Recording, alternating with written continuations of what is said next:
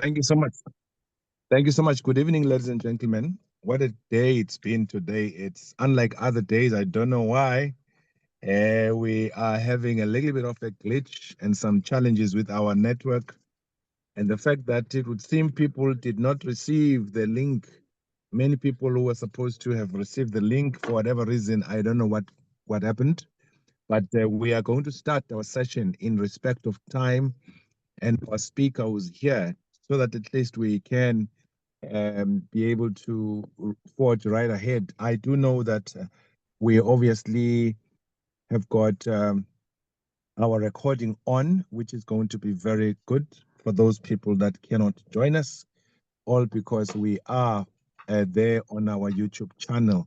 And it always makes it for good business for people to go there and look into what happened and be in a position to essentially, tap into the wisdom that was shared here.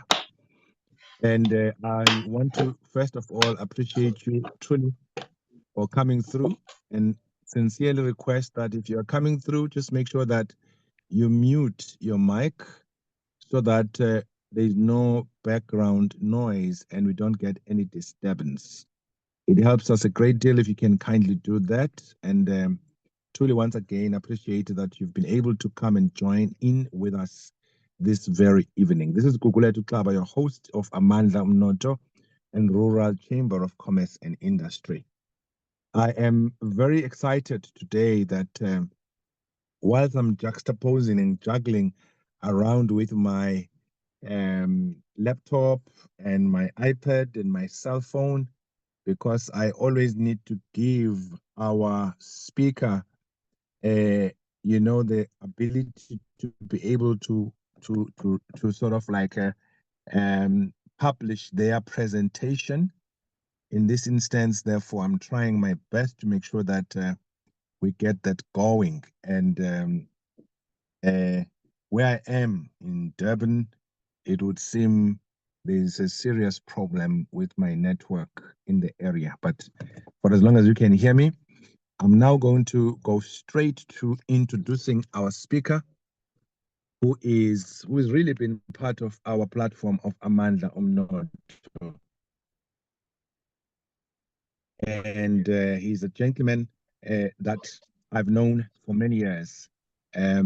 Before I say that, let me just introduce him properly and ask that for those that have just joined us, make sure that you mute your mic so that we can be in a position to hear each other properly. So I'm going to introduce someone that is no stranger to me. And he is a qualified counseling psychologist from the University of KwaZulu-Natal, qualified educator with high diploma again in education from the then University of Natal, Durban. He holds the following four post-matric 6-month certificate from the University of South Africa. That is certificate in strategic management, certificate in managing training and development, certificate in labor relations management, and a certificate in financial management. He has worked as a mathematics teacher at Sitengile High School in Claremont for 5 years. He has worked as a part-time psychologist at Vryheid District Hospital for 9 years, currently running a private psychological practice and based in Vryheid, Emaqulwini. He has been a contributor on Ukhozi FM for over 15 years now, as well as he's an expert.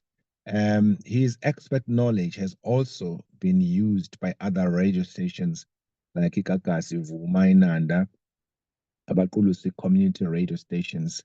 And his name is Sibusiso Phumlani Sibanisezwe Mhlongo. He's a brother that I've grown with and the brother I've known in my youth, and the brother that we worked together in the work of ministry, a student organization, whilst we're all in Durban at different institutions. He's a really dear brother that I know his contribution is immense, very passionate about his field of psychology.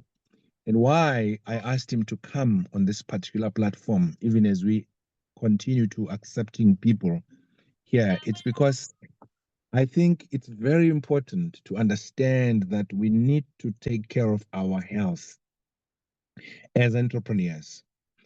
And we always talk fancily about entrepreneurship as if it's something that you can do just like breeze with ease.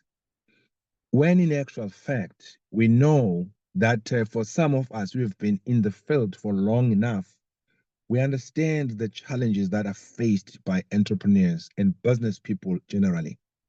People face lots of fatigue. People go through psychological traumas of one or the other.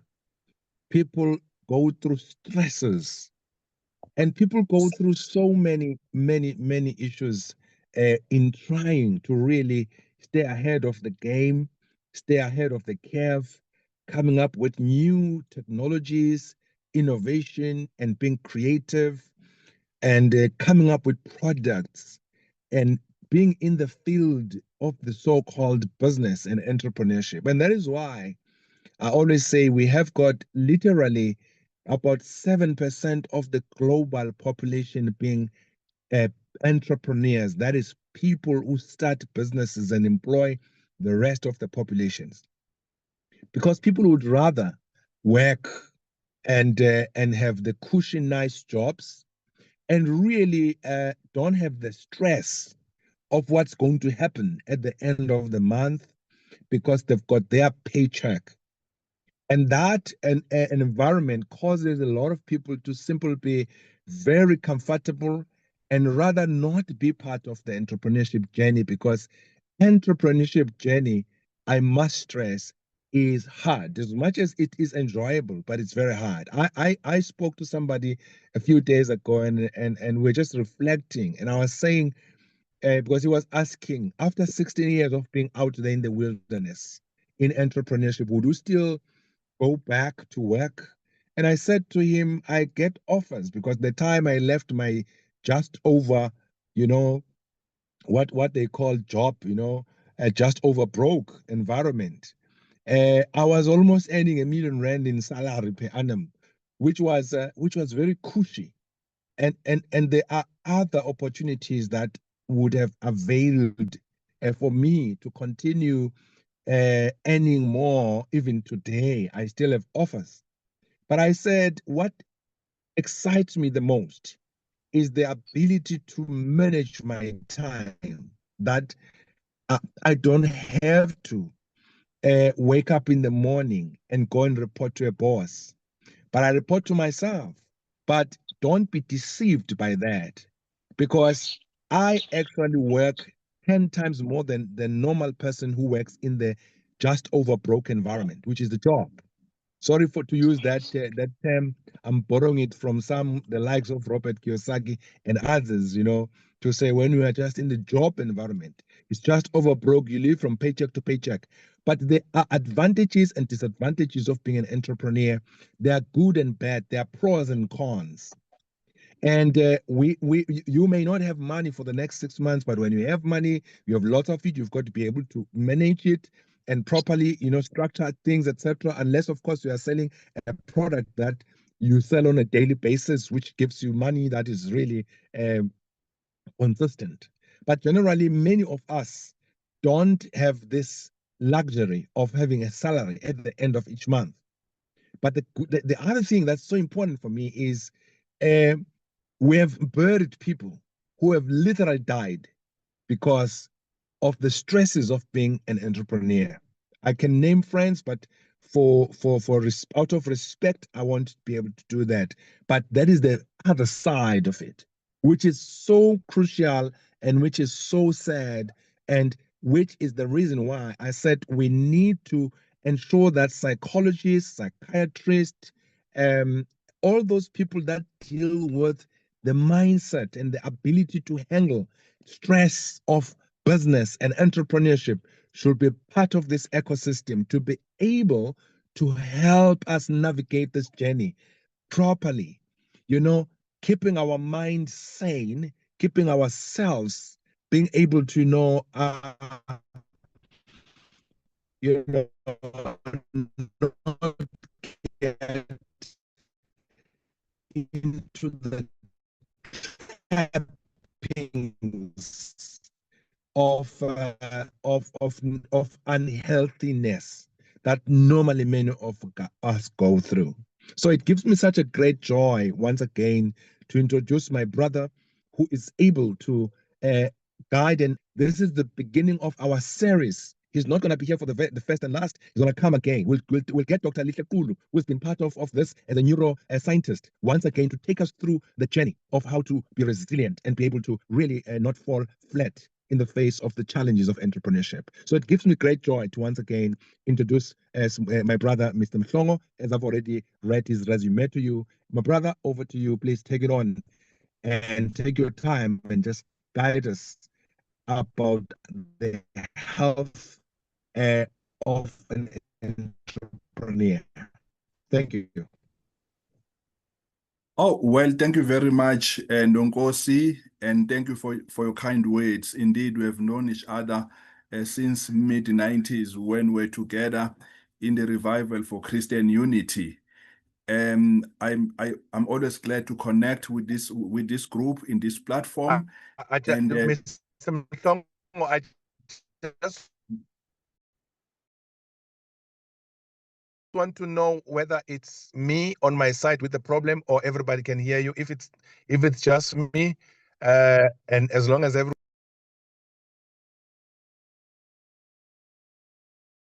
He's cutting, my brother. It's not very clear.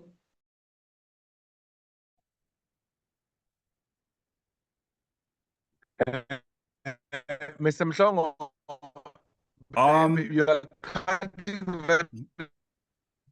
I actually, you cutting, Nonkosi. I can't hear you properly.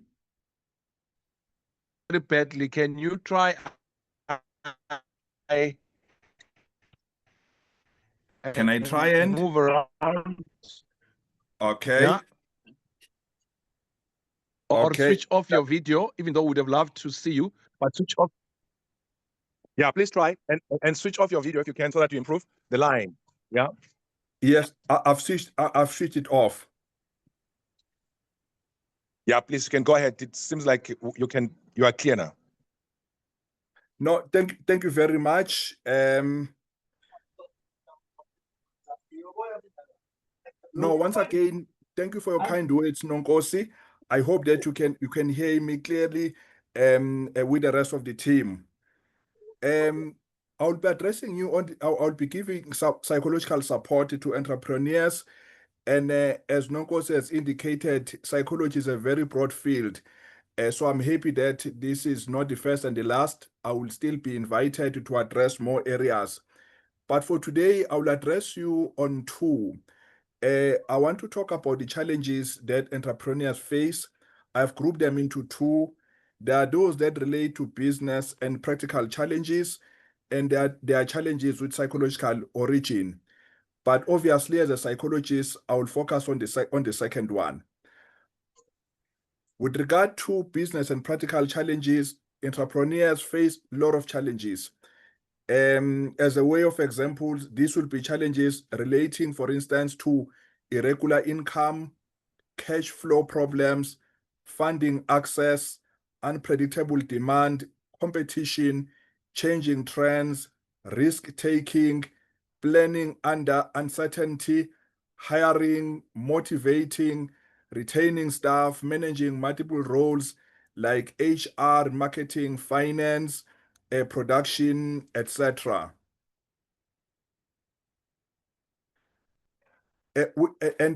What I've also done with regard to challenges with psychological origins, I've grouped them into four.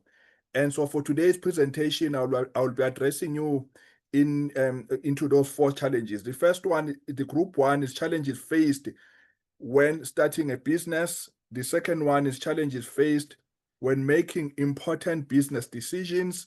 The third one is challenges related to convincing others to buy into your business idea. And the fourth one is challenges related to managing stress as an entrepreneur. Let me start with the first one, the challenges that entrepreneurs face when starting a business. Sometimes as an entrepreneur, you will have this idea that you will have hashed for a long time. But when we have to start implementing it, you'll find many people discouraging you, and most of those people will not be entrepreneurs themselves. They may tell you of other people who have failed to implement a similar business idea. They may tell how your specific business idea is not worth pursuing, and they may give you reasons why you should stop what you are doing and instead focus on securing a proper job in invested commerce. As a psychologist, I will obviously focus on the psychological basis for this opposition.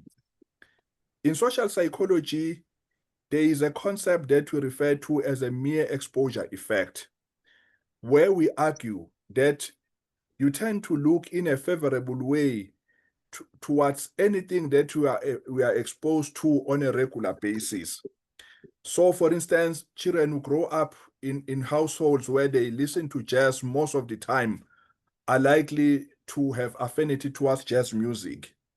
Adverts, by the way, they use the same principle. They will never advertise a product once. They will advertise it repeatedly so you can look favorably towards it. You may not buy that product on the same day or even on the same month, but one day when you are faced with when you have to make a choice to buy a certain product, you are likely to buy a product that you have been exposed to in the past. So I also want to quote the person that you have quoted, Nonkosi, in your introduction, Robert Kiyosaki. Robert Kiyosaki spoke about 4 ways of generating income. He said, you can generate income through formal employment, self-employment, business, or investment. So he actually spoke about these 4 quadrants. Now, sometimes people discourage you because they've only been exposed to formal employment, and because of that, they are looking favorably only towards a formal employment.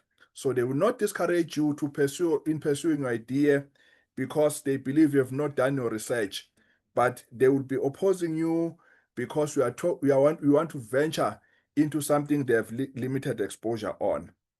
There is also a psychiatrist, and I forget his name, but he's based in the USA.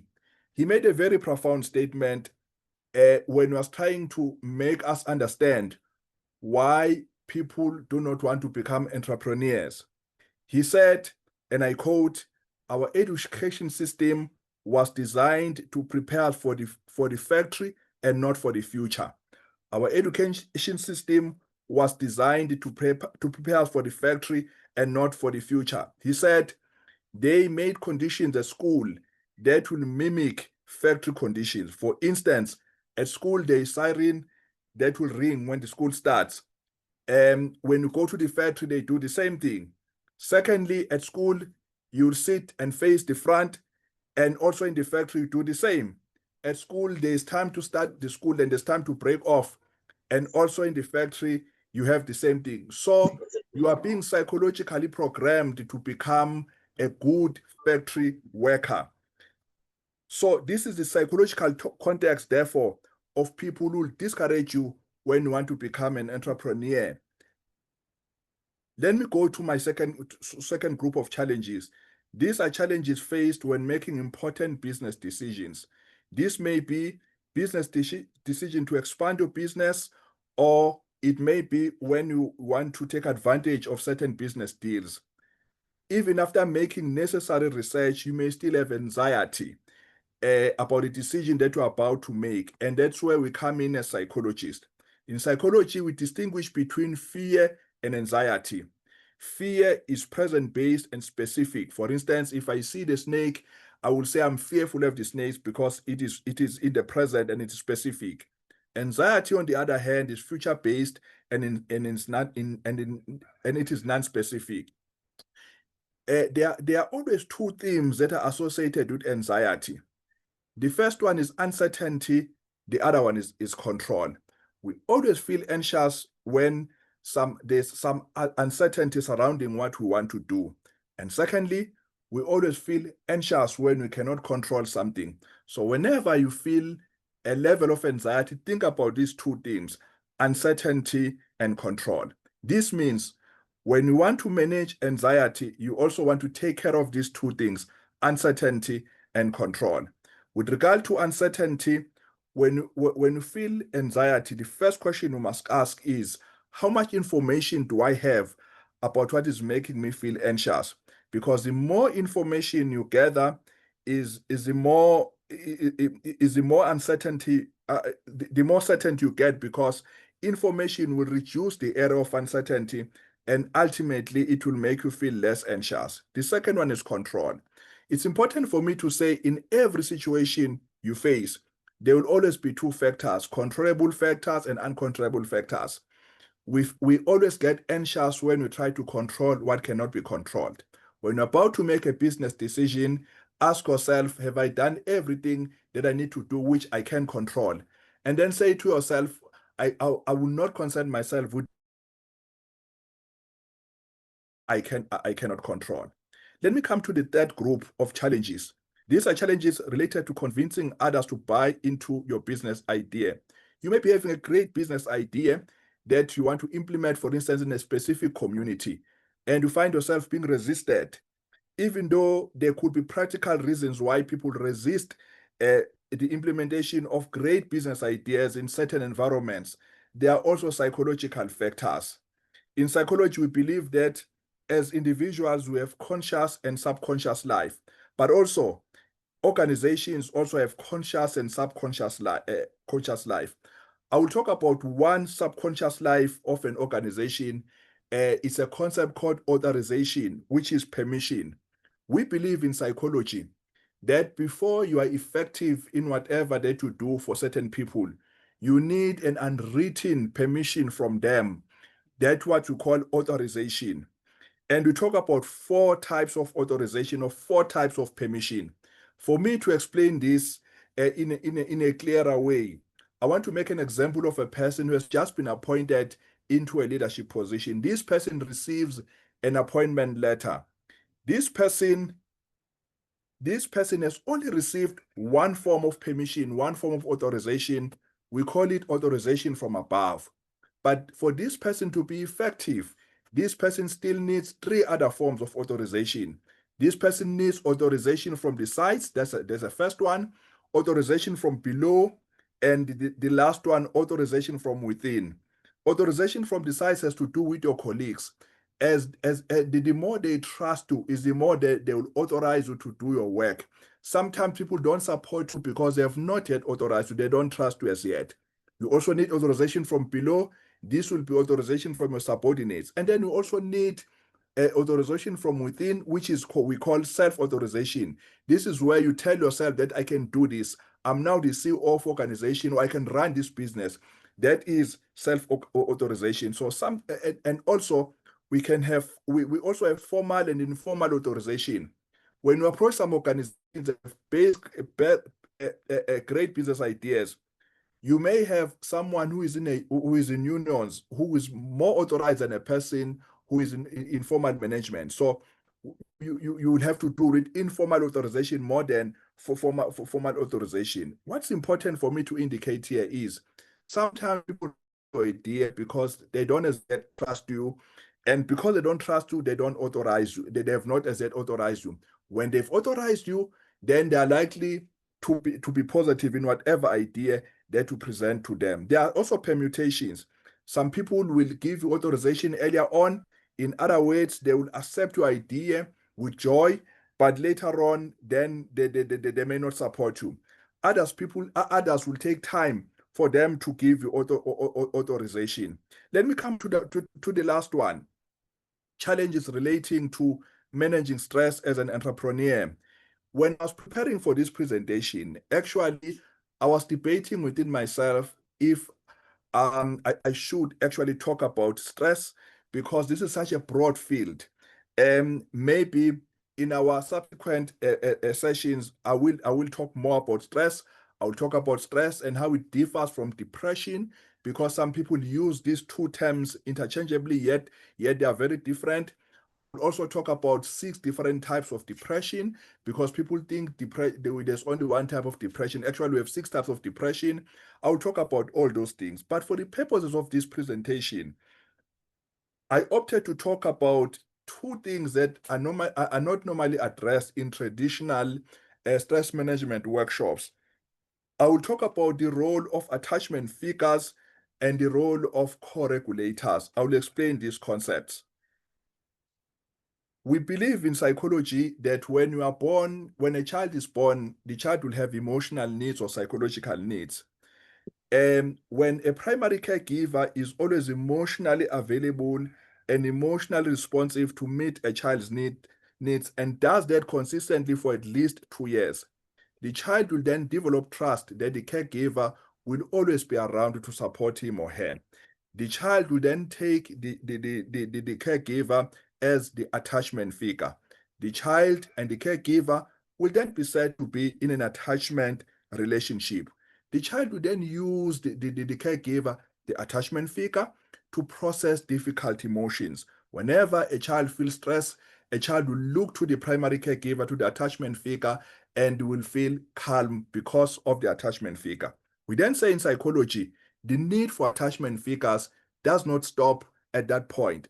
As we grow up, we have other people who play the role of being attachment figures. We may have friends who will become attachment figures, romantic partners, work colleagues who will become an attachment figure. Therefore, an attachment figure is this one person that when you go through difficult times, when you're stressed, and you make contact with this person, you feel better. That is your attachment figure. That's actually how we are wired as human beings. We are wired when we are distressed to search for attachment figure. If you are involved in a car accident, the first person that you picked up your call and called, that person is probably your attachment figure. Two things about attachment figures. One, an attachment figure does not necessarily have to have solutions for your problems.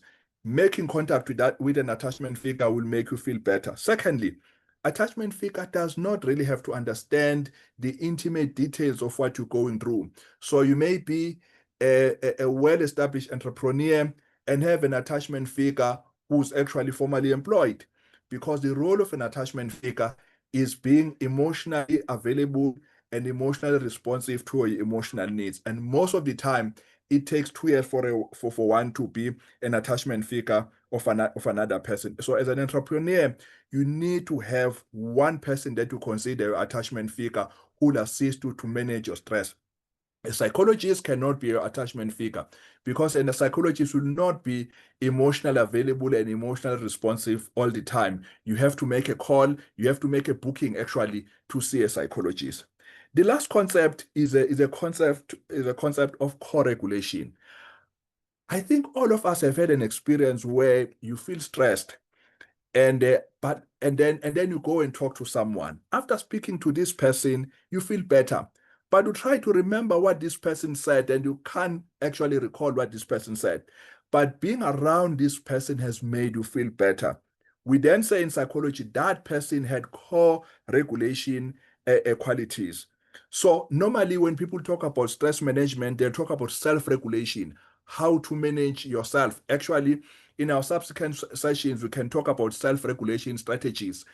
But actually, we self-regulation is preceded by co-regulation. I will explain that. When a baby is stressed and they observe the primary caregiver being calm, that baby will feel calm as well. But at that time, the baby will not be understanding words. In other words, the baby will feel co-regulated. It is only later on that the baby will be able to regulate their own emotions. So thus we have co-regulation before self-regulation. So being in the presence of a person who makes you feel safe will make you feel regulated. We actually argue that we are surrounded by two types of cues. We have cues for safety and cues for danger. So for instance, when you're around a person who smiles all the time, who have a soft voice, that person is projecting cues for safety. And then we have cues for danger. If the person is actually frowning at you, that person is projecting cues for danger. We then say in psychology, when we feel safe, we tend to connect, and when we feel danger, we tend to protect. So when we are surrounded by cues of safety, we want to connect. And when we are surrounded by cues of danger, we want to protect. We also say, when there are more cues of safety than cues of danger, we want to connect. And when there are more cues of danger than safety, we want to protect. Let me make a practical let me make a practical example on this one. Let me say you go to a certain shop and you have this person who's helping you smiling. So this person is projecting cues of safety. You will want to connect with this person. Even if your intention was to ask about one item, you'll end up asking about 3 or more items because this person is projecting cues of safety. But if you go to a business and somebody is actually frowning at you, is shouting at you, because those are cues of danger, you'll do everything to protect yourself against that person. So we feel co-regulated when we're exposed to people who project more cues of safety, like smiling, gentle tone, than cues of danger. That's one stress management strategy, entails surrounding yourself with people who are co-regulating. In conclusion, I want to say you can't give what you don't have. So if you don't invest in your mental health, one day you'll have nothing to give. Thank you very much.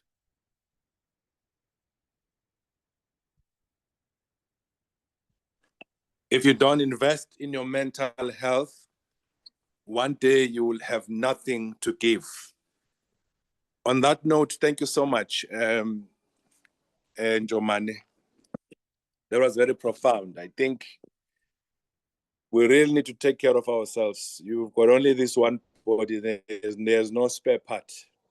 I heard from those who know medical staff telling me that the only thing that you can have is there's a bone that is spare in your body, and that's it.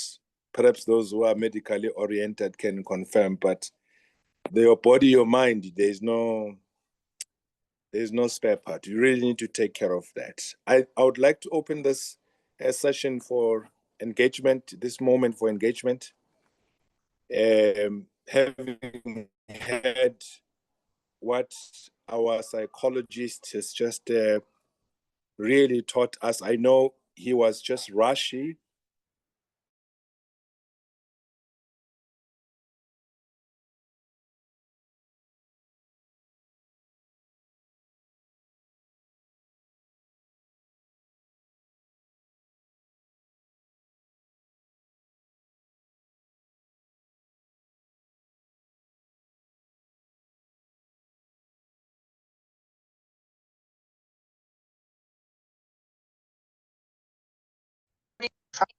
Press.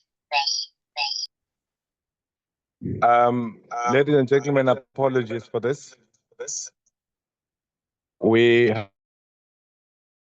having some network issues where we are, but questions and comments and please, this is your chance.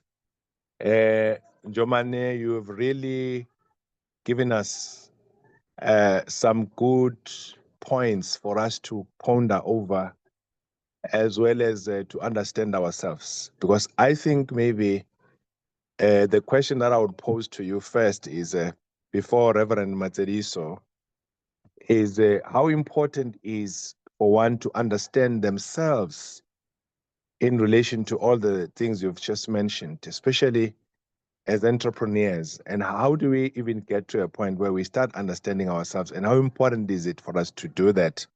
And then I will, if you can answer that, and I will after that ask you, Rev Matseliso, to come through. Oh, no, thank you very much, Nonkosi.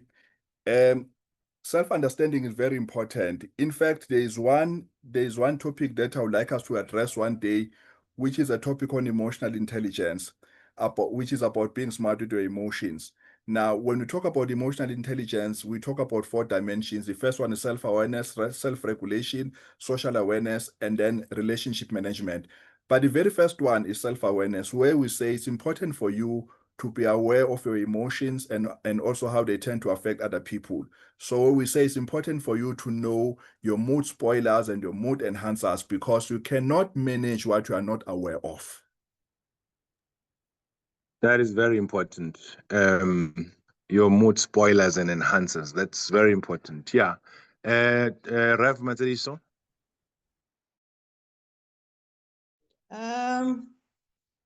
Dumela Ntate, thank you so much to you both and the team.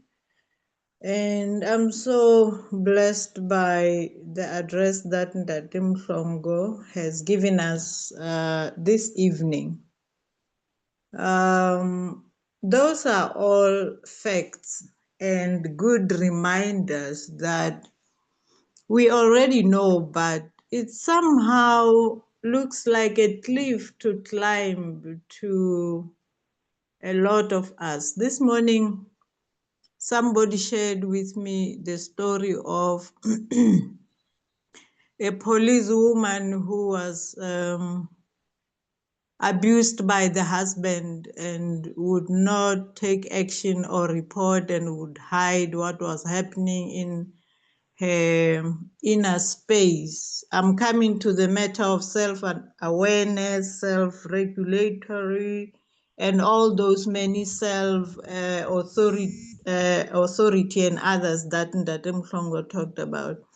And after being told this story, my answer was, I think many of us are victims of that kind of a case because in our different professions, it's so simple for us to help and save the whole world except ourselves.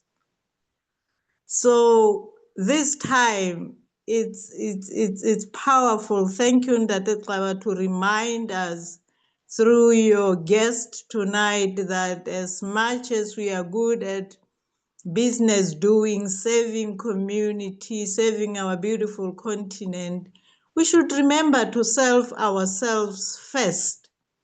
And because your last word says there are no spare parts, and it is very painful when now you have to deal with mental damage and reversing it, it's somehow almost impossible. And what I'm taking home, I liked that Ntate Mhlongo mentioned, was us with the kind of educational system we received, especially in the continent of Africa, where children of Africa are taught how to label a low caste, yet the European kids from primary school are trained for running mines, but there are no mines in their area. They come to run us with our resources in the land of Africa. So we are good students who face forward so that tomorrow we face forward as good employees. Thank you so much, Bontate. This is a revival. Rev Matseliso, appreciate your comments as well. Yeah, let's maybe your comment, Jomani, Well- maybe in taking it together with the questions there on the chat box. Very informative. Actually, getting facts. I can relate to most of the things said. That Sanele. Wonderful insight from Bongo Kazingelwayo.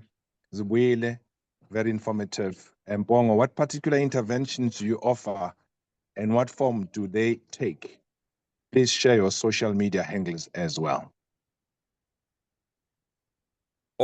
Firstly, Lina Kyalebucha Mruti, thank you very much. Indeed, we need to be very intentional in servicing ourselves emotionally.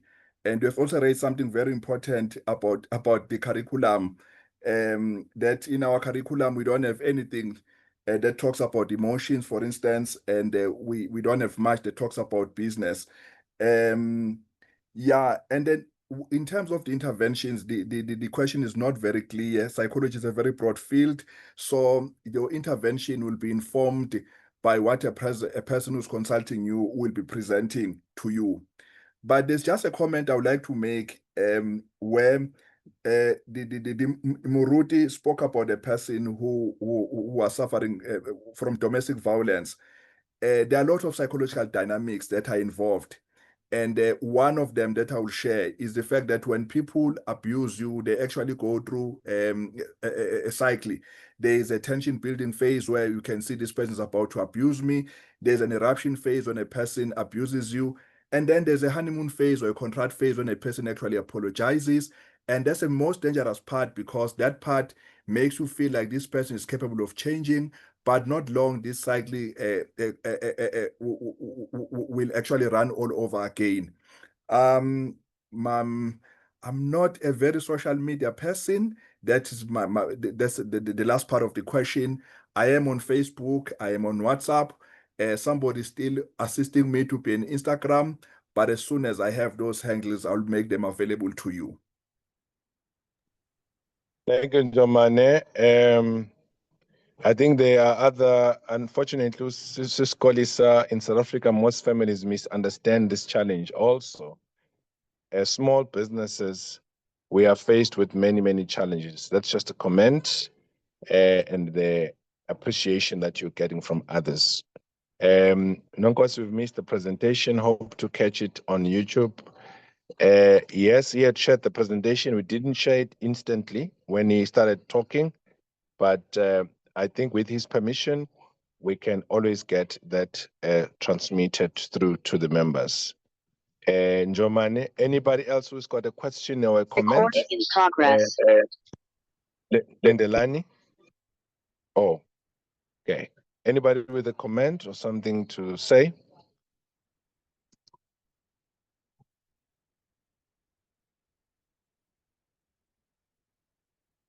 Can I just get to hear from you, with that sign of sharp or yes or no, how many of you really have faced stress as entrepreneurs to a point where you almost broke down? Can I just get to hear to see if that's a case? Because thank you, I see the hand. Because probably we may be dealing with some very super human here. We haven't faced as many challenges. Some people can't believe that when I tell them that I was 3 hours away from committing suicide.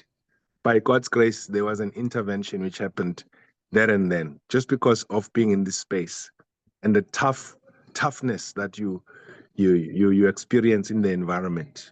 And sometimes dealing with people is not easy.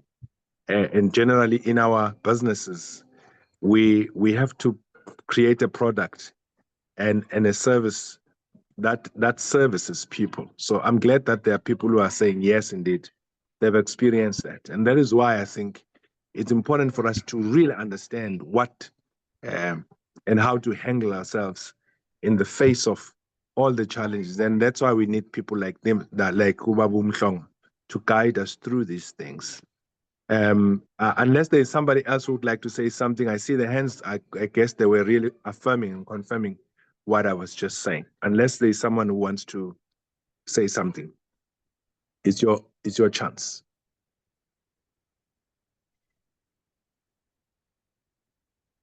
Okay, Babu Mhlongo, what is your parting shot? What would you like to really leave with us? I know you are still going to be coming. Kabazela, you wanted to say something? Okay. Rev Matedi, so I see your hand and mic is still on. I don't know whether it is because you want to say something or we can just pass. Yes, I'm coming for the second time, Tate Gaba.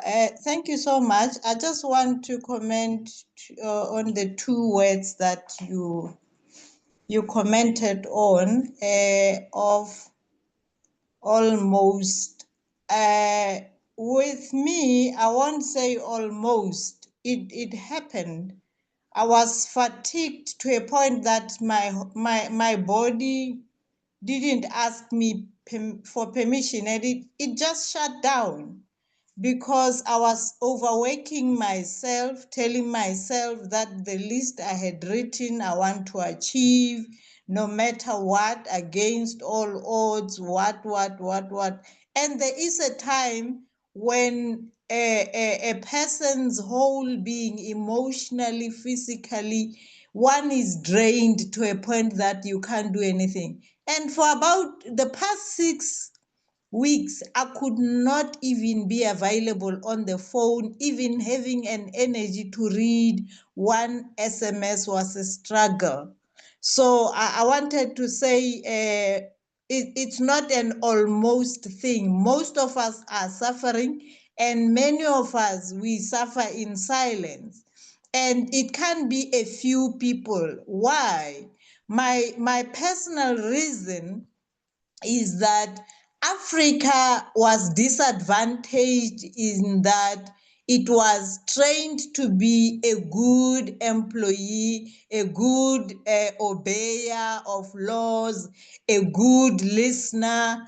And now, for us to stand up from the ashes of being controlled and learn how to control self and learn to listen to the inner person and understand that me as Matsidiso, I'm very unique from all the other persons, and my understanding of life, not without hatred, but will never ever always be the one to agree with everybody and entertain everybody. And sometimes that's the food we start life with, by being trained even by our parents to be very obedient kids.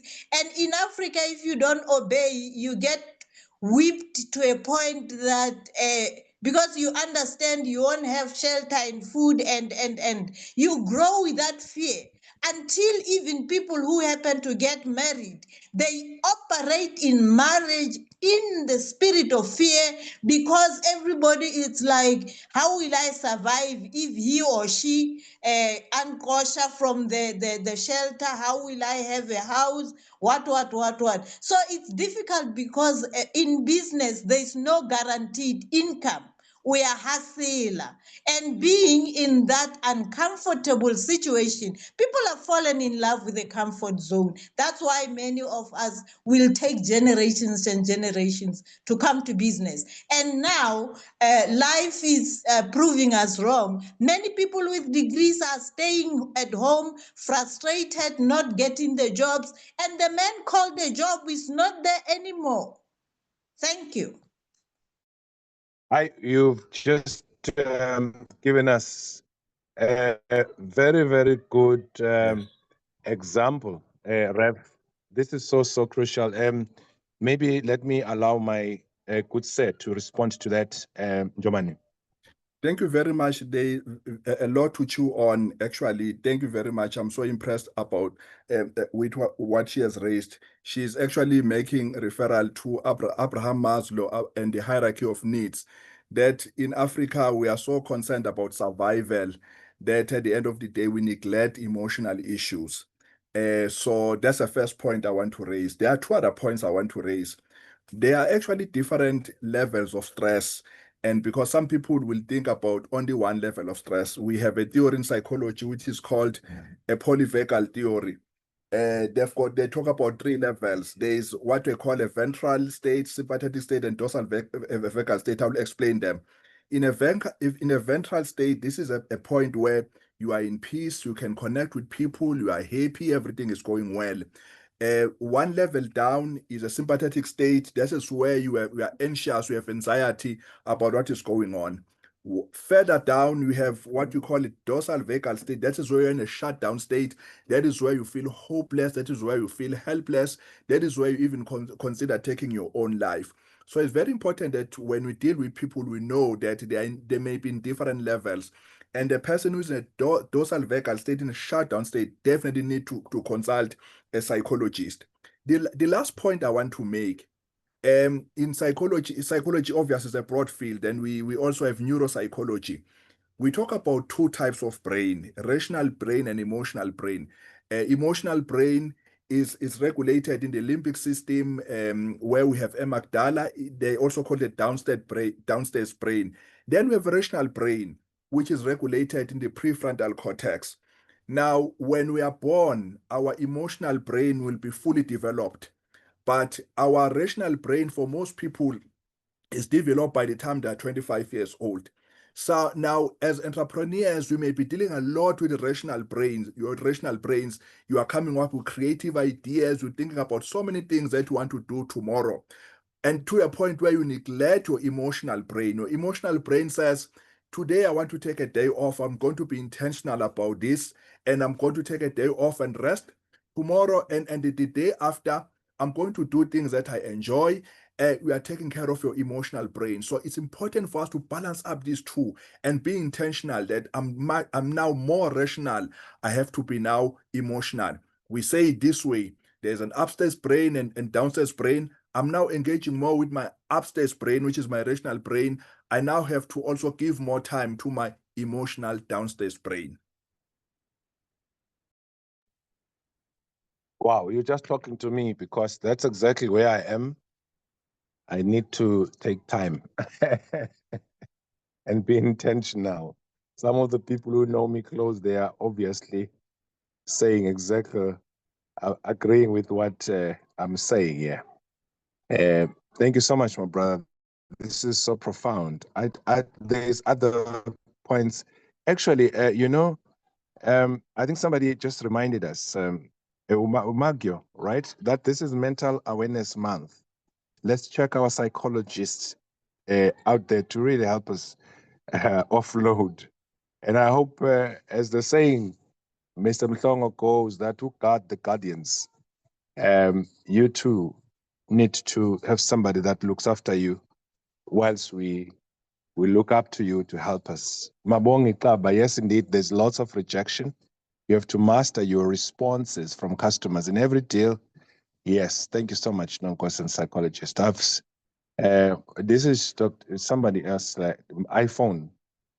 I have started a business that is lucrative, but I have anxiety to a point of being afraid to advertise it on social media.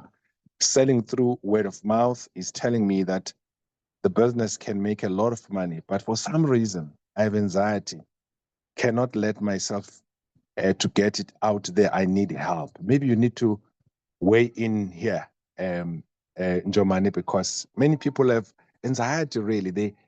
They don't want to be out there, but they've got something to offer. How do you deal with that? Oh, no, that's very important. You know, in one of the sessions that we had previously, somebody actually raised a point that there are medical doctors who have not been employed, who are looking for a job. And somebody said, why can't those medical doctors come together and start a private practice? And I said, in response, we believe in psychology that our behaviors are informed by our beliefs. So what is it that you believe that makes you behave a certain way? So if you don't see yourself as a person who can actually start a private hospital, you may have opportunities, but not take advantage of those opportunities. Now, when it comes to anxiety, remember we've mentioned two things already. We have mentioned about those two things, control and uncertainty. So the first thing is gather as much information as you can, because as you gather information, we are clearing the areas of uncertainty and we're reducing anxiety. And secondly, think about what you can control and do that which you can control. But thirdly, this is a part where you need to consult a for which you need to consult a psychologist. We believe in psychology that our thoughts determine our feelings, and our feelings determine our behavior. So there's this internal conversation that you have within yourself, and that internal conversation affects how you feel. Maybe let me also talk about self-esteem a minute. Some people don't, it's not the matter of anxiety. It's actually the matter of self-esteem, which is low. We define self-esteem in psychology as the worth that you ascribe to yourself, or as the belief that you have about your self-worth. So you can either have a low self-esteem or high self-esteem. High self-esteem is when you accept yourself as you are, and low self-esteem is when you wish you were somebody else. Now, there are two things that form either low or high self-esteem. Firstly, it is your experiences, the experiences that you've been exposed to. And secondly, the beliefs that you formed based on those experiences. So for instance, if you have an experience that each time you are raising a point at home, people would ignore you, that could make you develop a belief that nothing good will come from you. So one day when you have a business idea, a great business idea, you may have anxiety that stems from the fact that you have this belief that nothing can come back for a good can come from you because of the experience that you have had. So definitely you need to consult a psychologist for that one. That's very, very profound. We've got 3 minutes to close. There is a comment which I think is worth mentioning. Africans in general, by Mpongo Kazingelwayo, have been abused by the West. This has had catastrophic consequences in terms of our self-image, self-confidence, self-esteem, and how we view one another. This was by design. What is being done by a psychologist on a community level to counsel Africans from this abusive landscape? We can't succeed without getting this addressed. Njoman. Oh, thank you very much. You know, in recent years, we have what we have started on. We have what we now call African psychology, and if you know Professor Nhlanhla Mkhize from the University of KwaZulu-Natal is one of the people who are actually spearheading that, and the aim is actually to reverse the scars, psychological scars that were left by the apartheid and that were left by colonialism. And we need to deal with those things because, you know, if you look at the countries maybe that did not experience what we experience here, people in those countries think differently than us. I'll never forget when we were launching Operations Buyele Ekhaya at KwaNongoma, the statement we made, Nonkosi, that there are many business opportunities around us, but we are not taking advantage of those opportunities. Why? There's something in our psychology that is making us not to take advantage of those opportunities. Yeah, I think that group that you have in Germany is so crucial because I don't know whether this thing, perhaps you can guide us even next time, whether this thing gets passed from one generation to the other through the DNA. I'm not sure, because you see, I was reading recently an article that talks about a father can pass a stress to an inborn the child that is not yet born, and the child start inheriting that.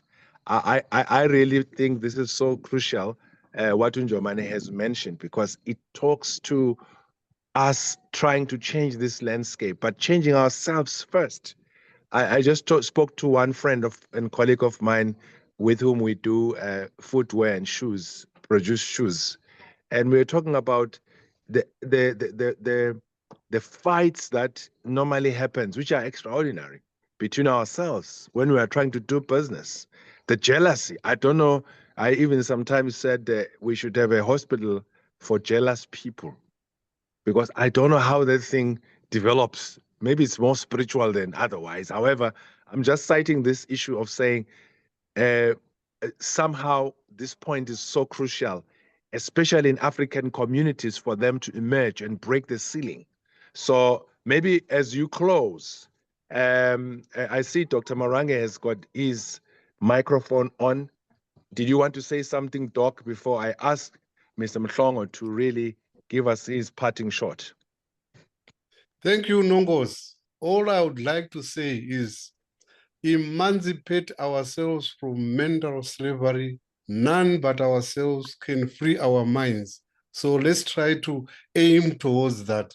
Once you emancipate yourself from mental slavery, from all these other things, then we are on the road to success. We have nothing wrong with us. There's nothing wrong with us as far as I'm concerned. We must just emancipate ourselves from mental slavery. Thank you. That's the emancipation formula that we need. Noktula, as your mic is on, you want to say something before our speaker give us his last? Okay, Green, your mic is on. Okay, Njomane, let me give you your last chance to say something, please. And as we close this session, we're still going to have more sessions with Njomane, but I do want you to say something. Yes. Thank you very much. It's starting to thunder very seriously in this place, but I will be very short. can I address your question very quick that you have raised? You are wondering if this gets passed down through DNA. We say in psychology there are 3 ways of socializing people. You socialize them direct, indirect, and through social management. With regards to indirect, people observe these behaviors from their fathers, from their mothers, from people close to them, and then they imitate them. And that's one way it is also passed down through generation. As my parting shot, I want to say most of us here are drivers, and when you are driving and suddenly you see an engine sign popping up, you probably don't drive. You then pull off and try to do something to your car. There are engine signs actually that will also be going on in our lives where you actually feel that I'm feeling down now, and don't ignore those signs. Consult psychologists, consult psychiatrists. Thank you so much, Njomane. Truly appreciate your time. I know there's lots of people who would have wanted to say more, but this is just the beginning. This is the Mental Health Month, and I would like for us before the end of the month to probably have you and have some of the neuroscientists sitting around the virtual table to guide us further. And how do people get hold of you for those that wants to consult with you? Thank you very much, Nonkosi. Yes, our number for bookings is 034 98 222 90. So it's 034 98 222 90. I've also put it on our chat box. Thank you so much, Njomane. Truly appreciate you, brother. Next time, definitely we're going to call upon you. And please be so kind as you were able to today, so that we can work together to shape the mind, which is the most important asset that we have. Because by and large, if that particular asset is properly shaped and has got lots of tools in the toolbox, it is able to truly function optimally and is able to bring about the real change that we need in our country, in our continent, and the world. Truly appreciate each and every one of you. We are going to be having sessions, and sometimes, like we did last week, we call upon those sessions during the week. Please be on the lookout, because we're empowering each other in various ways, and we're hoping that you get empowered and continue to enlist on the Rural Chamber of Commerce and Industry. This is a vehicle that we're using continentally, and we are truly going to be making strides, and great strides, in changing the economic landscape of our beautiful continent. Together with our brothers in the diaspora, we truly appreciate all of you. May you have a good evening and have a good week ahead. Goodbye. Thank you very much, Nonkosi.